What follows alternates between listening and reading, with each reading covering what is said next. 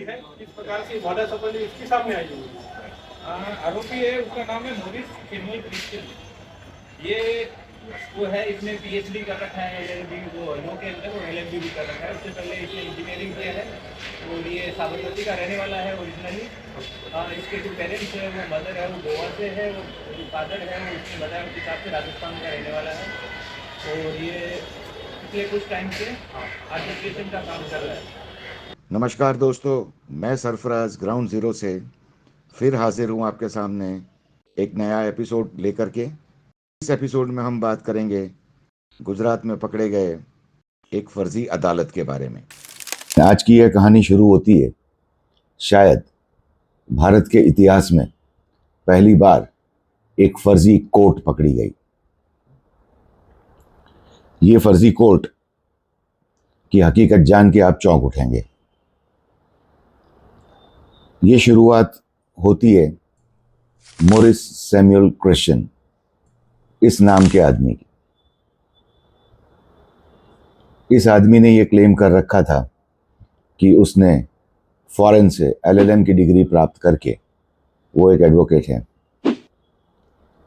और कहीं ऐसे फर्जी मामलों में फंसने के बाद, उसमें से छूटने के बाद, उसने किया ये कि गांधीनगर के सेक्टर 24 में एक पूरी फर्जी अदालत खड़ी की, जिसके अंदर अदालत जैसा एक चैम्बर, अदालत जैसा एक डायस, और यहाँ तक के उसने कुछ मुलाजिम भी एम्प्लॉय किए। अब ये एक चिंताजनक बात है। मॉरिस वैसे तो गांधीनगर का रहने वाला है, और गांधीनगर के ही सेक्टर 24 में उसने एक पूरा इंफ्रास्ट्रक्चर बना रखा था जो बिल्कुल कोर्ट जैसा दिखता था, बाकायदा एक कोर्ट जैसा दिखता था।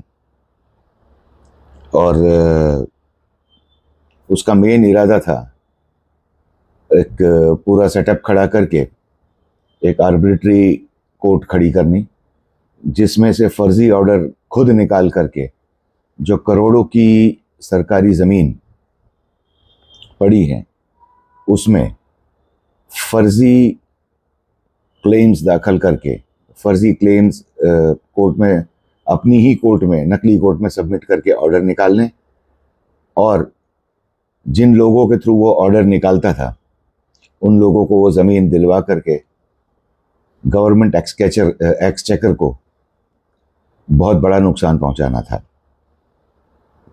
उसने करीबन ऐसे 11 ऑर्डर निकाले थे, और जिसको हम आर्बिट्रेशन ऑर्डर कहते हैं। और इस का खुलासा तब हुआ जब उसका एक ऑर्डर लेकर के जो उसका एक मुलाजिम था वो कोर्ट पहुंचा इम्प्लीमेंटेशन के लिए, इन्फोर्समेंट के लिए। कोर्ट के ध्यान पे आया कि ये ऑर्डर तो एक नकली ऑर्डर है, और इसका इरादा गवर्नमेंट की जो लैंड्स हैं, जो प्रॉपर्टीज़ हैं, उसको अपने एसोसिएट्स के द्वारा अर्जियां करवा करके और खुद बोगस ऑर्डर निकाल करके उनके नाम करवाना और सरकार को चूना लगाना। अब ये कोई पहला मामला नहीं था मॉरिस के सामने। 2015 में ये आदमी पकड़ा गया था अहमदाबाद के ही मणिनगर थाने में, ऐसे ही किसी मामले में, और कई और चीटिंग के मामले भी उसके सामने दर्ज है। उसने ये जो ट्रिब्यूनल कोर्ट थी वो पूरे स्टाफ के साथ बनाई थी, ताकि किसी को लगे ही नहीं कि ये एक डुप्लीकेट कोर्ट है। गांधीनगर में सेटअप की थी वो। अब ये क्या करता था कि फ्रॉडुलेंट बोगस ऑर्डर निकलवा करके वो कोर्ट में सबमिट करता था, और कोर्ट में सबमिट करने के बाद कोर्ट से ही एनफोर्समेंट ऑर्डर निकलवा करके वो ज़मीनें हड़पने का इसका एक प्रयास था। लेकिन जब ऐसा ही एक ऑर्डर लेकर के एक आदमी कोर्ट में पहुंचा तो कोर्ट के ध्यान पे आया कि ये ऑर्डर ही फर्जी है। ये ऑर्डर किसी असली कोर्ट ने नहीं निकाला था, इसको लेकर के दो जो एडवोकेट हैं, हर्ष शाह और विजय सेठ, इन्होंने थोड़ी छानबीन की और जो ये पूरा लेजिस्लेशन आर्बिट्रेशन ऑर्डर था वो फर्जी है, वो साबित किया। सिर्फ यही ऑर्डर नहीं, लेकिन ऐसे 11 और ऑर्डर मोरिस सैमुअल क्रिश्चियन ने बाकायदा जज बन करके, बोगस जज बन करके, फेक जज बन करके जज के डायस से ये ऑर्डर निकाले थे और फर्जी स्टैंप्स का इस्तेमाल किया था। अब कोर्ट के ही ऑर्डर से रजिस्ट्रार ने एक कंप्लेन लिखवाई अहमदाबाद के कारंज थाने में। कारंज थाने में पूरी तफ्तीश हुई और उसके बाद ये पाया गया कि मोरिस क्रिश्चियन अक्यूज है एक बहुत बड़े फर्जीवाड़े का, जिसमें बोगस कोर्ट चलाने से लेकर के बोगस मुलाजिम रखना और उसके ज़रिए बोगस ऑर्डर्स निकालना। अब ये बड़ा मामला है, क्योंकि हम लोगों ने बहुत सी ऐसी कहानियाँ सुनी हैं जिसके अंदर कोई फ़र्ज़ी ऑफिसर बन जाता है, कोई फ़र्ज़ी ये कर देता है। लेकिन अहमदाबाद गुजरात के दो मामले जिसमें एक फ़र्ज़ी सरकारी गवर्नमेंट ऑफिस पकड़ी गई थी छोटा उदयपुर से, और एक ये फ़र्ज़ी कोर्ट मामला इसलिए बड़ा हो जाता है क्योंकि ये लीगल सिस्टम के साथ एक चीटिंग है। लीगल सिस्टम के साथ तो चीटिंग ठीक है, लेकिन सरकार के एक्सचेकर को एक बहुत बड़ा नुकसान पहुंचाने की कोशिश थी। गुजरात की बात की जाए तो पिछले 24 महीनों में ऐसे 19 मामले दर्ज किए गए हैं, जिसमें फर्जी ऑफिसर से लेकर के पीएमओ ऑफिशियल से लेकर के सीएमओ ऑफिशियल से लेकर के कस्टम्स ऑफिशियल से लेकर के बहुत से ऐसे लोग पकड़े गए हैं जो लोगों के सामने रुआब अपना झाड़ करके फ़ायदे उठाते थे। ऐसे ही कुछ लोगों का नाम मैं आपके सामने लेना चाहूँगा।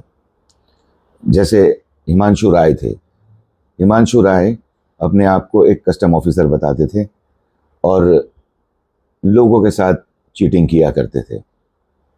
ये भी गुजरात से पकड़े गए थे। आई थिंक गुजरात के सूरत से पकड़े गए थे। दूसरे थे एक प्रदीप पटेल नाम के इंसान, जो बाकायदा वर्दी में, एक आईपीएस अफसर की वर्दी में सूरत के रास्तों पर खड़े रह करके लोगों को चीट किया करते थे।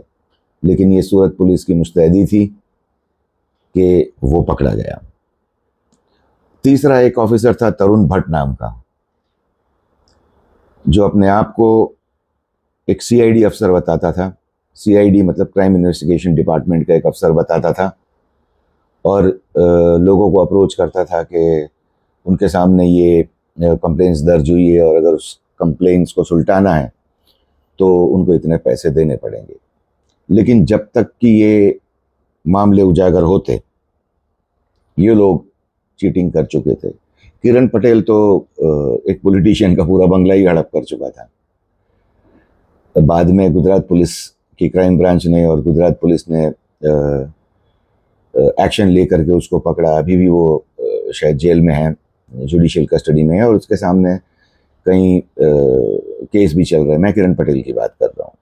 तीसरा था एक लवकुश द्विवेदी नाम का आदमी।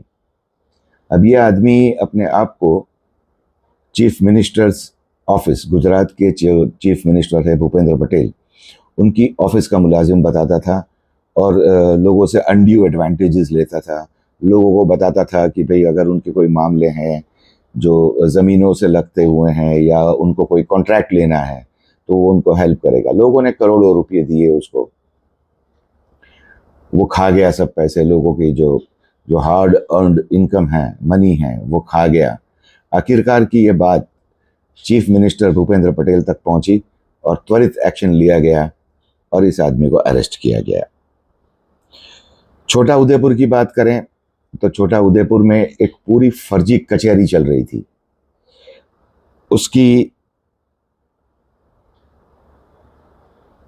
उसका जो काम था वो ज़मीन रजिस्टर करवाने वगैरह का था, और जो आदमी वहाँ पर बैठा था वो अपने आप को एक सीनियर ब्यूरोक्रेट बता रहा था, उसको भी पकड़ा गया। लेकिन तब तक वो लोगों को चूना लगा चुके थे। अब हम आते हैं दूसरे फर्जीवाड़े पे। ये फर्जीवाड़ा था टोल टैक्स का। गुजरात एक ऐसा प्रदेश है जो डेवलप्ड माना जाता है, जिसमें अनएम्प्लॉयमेंट का कोई इश्यू नहीं है, ऐसा सरकारी दावा है। लेकिन गुजरात से ही निकले कुछ चीटरों ने अपनी सहूलियत के लिए, अपने फायदे के लिए, अपने आप को बड़े बड़े सरकारी अधिकारी के तौर पे इंपर्सनेट किया और लोगों को चीट किया। अब हम फिर आ जाते हैं मॉरिस क्रिश्चियन पे। मॉरिस क्रिश्चियन जो है वो अपने आप को वकील तो बताता है, लेकिन वो उसके पास जो वकील होने का सर्टिफिकेट, जिसे हम सनद कहते हैं, वो तक भी नहीं है। ये भी तफ्तीश में बाहर आया है। अब जिसके पास सनद ही नहीं है, वो सिर्फ प्रैक्टिस ही नहीं कर रहा था, वो एक नकली अदालत भी चला रहा था, जिसके फोटोज भी मैं आपको दिखाऊंगा। तो बात यह है कुल मिलाकर के कि क्यों गुजरात में ही ऐसे फर्जी अधिकारी जो अपने आप को आईपीएस बताते हैं, अपने आप को आईएएस बताते हैं, अपने आप को जज बताते हैं, अपने आप को आर्बिट्रेटर बताते हैं, अपने आप को कोई सरकारी कचहरी का वड़ा बताते हैं, और यहाँ तक कि वो सेटअप भी खड़ा कर देते हैं ताकि लोग वहाँ जाएं और उसका शिकार हो जाएं। ऐसा गुजरात में ही क्यों होता है? होता होगा दूसरी जगह पर भी, पर जिस पैमाने पर ये गुजरात में हो रहा है वो सही में चौंका देने वाला है। ये सभी लोग गिरफ्तार किए जा चुके हैं। मॉरिस क्रिश्चियन को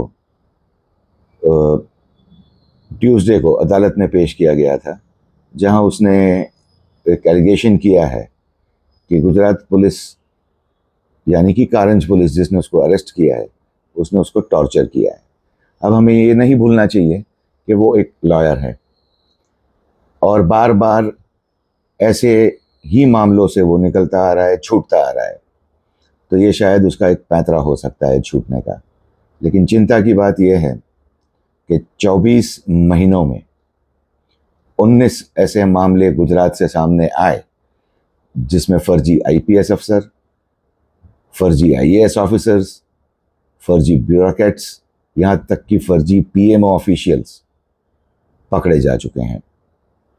लेकिन ये अदालत वाला मामला, जिसमें पूरी एक अदालत खड़ी की गई, चलती रही, लेकिन लोकल पुलिस के ध्यान पे तब तक नहीं आई तब तक कि एक ऐसा ही आर्बिट्रेशन ऑर्डर लेकर के एक आदमी उसके एनफोर्समेंट के लिए कुछ ज़मीन अपने नाम करवाने के लिए अदालत में पहुंचा, और तब कोर्ट के ध्यान पे आया कि ये पूरा आर्बिट्रेशन ऑर्डर फर्जी है। अब सोचने की बात यह है कि गुजरात जैसे एक डेवलप्ड विकासशील राज्य में, जहां इंफ्रास्ट्रक्चर की कोई कमी नहीं है, वहां से क्यों ऐसे लोग निकल के आ रहे हैं?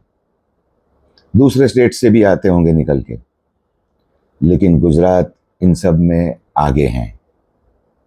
क्यों है? अब सरकारी दावों के मुताबिक यहाँ कोई ऐसी अनएम्प्लॉयमेंट की प्रॉब्लम नहीं है, सब खुश हैं। तो फिर ऐसा क्यों हो रहा है कि पढ़े लिखे लोग फर्जीवाड़े में इंडल्ज करते हैं? सोचिए जरा, ध्यान दीजिए।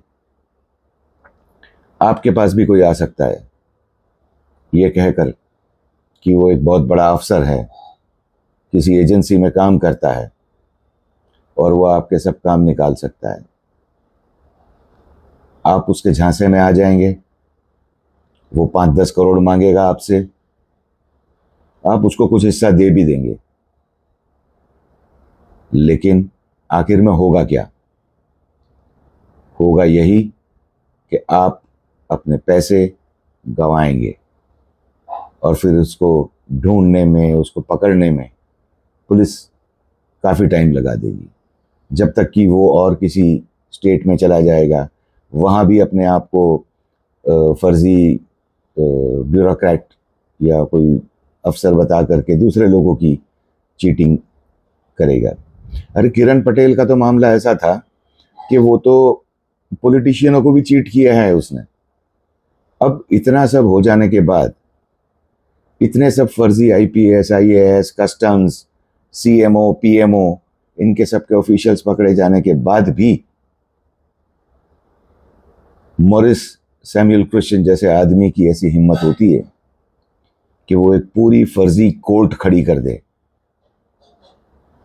तो हमारी पुलिस, हमारा एडमिनिस्ट्रेशन क्या कर रहा है? मेरे हिसाब से एक पूरी टास्क फोर्स बनानी चाहिए कि जो इन सब मामलों में ध्यान दे, इंटेलिजेंस गैदर करें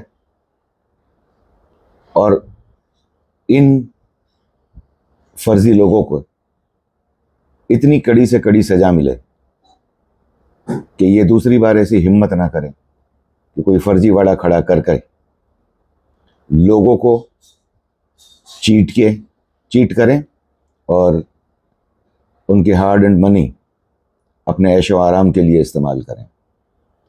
आज के एपिसोड में बस इतना ही। मिलते हैं अगले एपिसोड में। नमस्कार।